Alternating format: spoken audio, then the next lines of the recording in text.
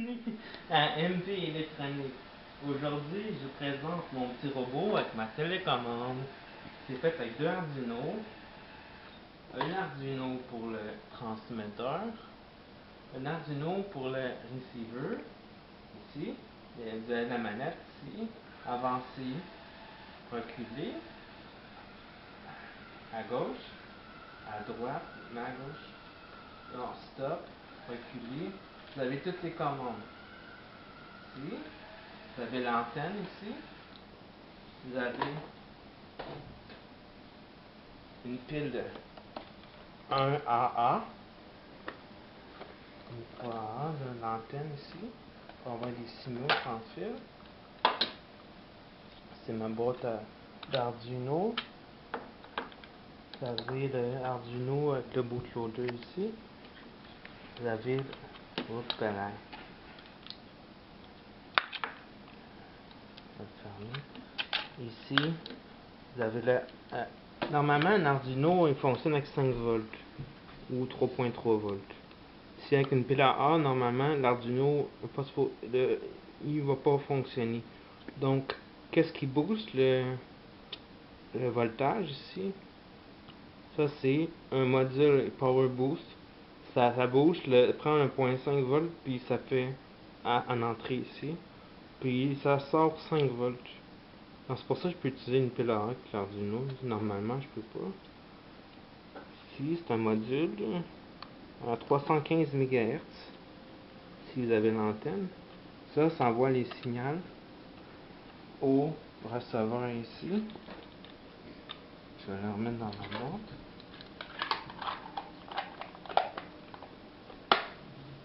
Donc, on va s'approcher du robot. Donc, je vous montre ici.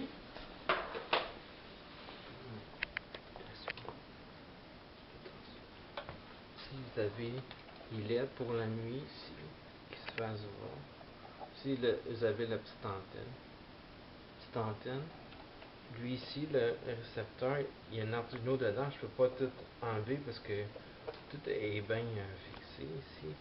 Vous avez 4 piles AA, donc 6 volts. C'est 6 volts et pour alimenter seulement que les moteurs. Les 4 moteurs. C'est le moteur. En fin de compte, c'est un châssis que j'ai acheté pour vous à 30$ chez Indra. Donc, j'ai plein des piles. Sans ça, sans les piles ici, les moteurs ne fonctionneraient pas. Ici, une pile 9 volts pour alimenter le circuit. Après, il va dans le régulateur de voltage, LM7805. Il prend 9 volts, il transforme en 5 volts pour alimenter l'Arduino. Donc, c'est un beau petit robot. Ça m'a pris comme 5 heures à souder ce module-là. Et 2 heures pour cela. Ça paraît pas, mais il y a beaucoup de fils à souder. Puis, je fais pas de circuit imprimé encore. Donc, c'est mon robot. Il est super beau.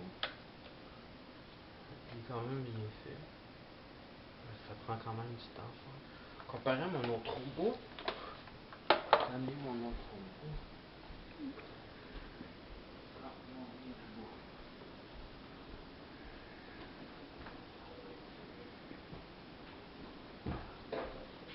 Faire une comparaison entre les deux.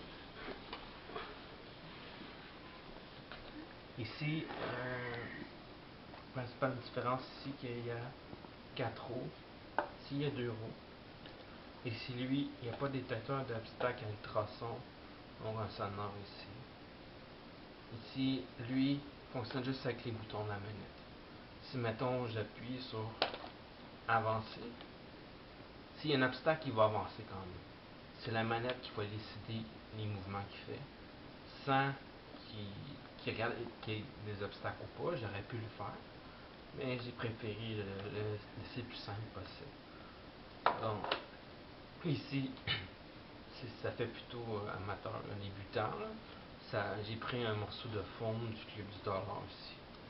Puis j'ai mis un carton là, puis c'est genre comme garbage. Là. Puis ici il y a seulement un L293D. Ça c'est un driver de moteur.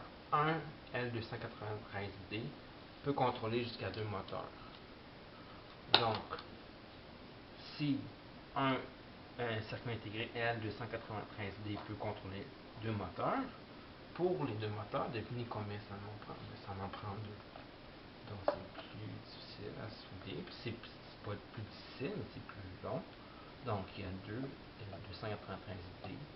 Il y a module récepteur 315 MHz. Module transmetteur envoie des commandes. Quand je pèse sur en avant, envoie le signal 1 au récepteur. Le récepteur entend que j'envoie un signal avec mon transmetteur de 1. Donc, il envoie l'Arduino envoie des commandes au moteur, au circuit intégré L293D d'aller en avant. Puis ça, c'est avec des digital write que j'envoie ces commandes avec les connexions nécessaires. Donc ici, c'est mon premier robot. Vous avez une roue mobile en avant, une petite roue ici. Les capillaires, c'est un peu comme cela.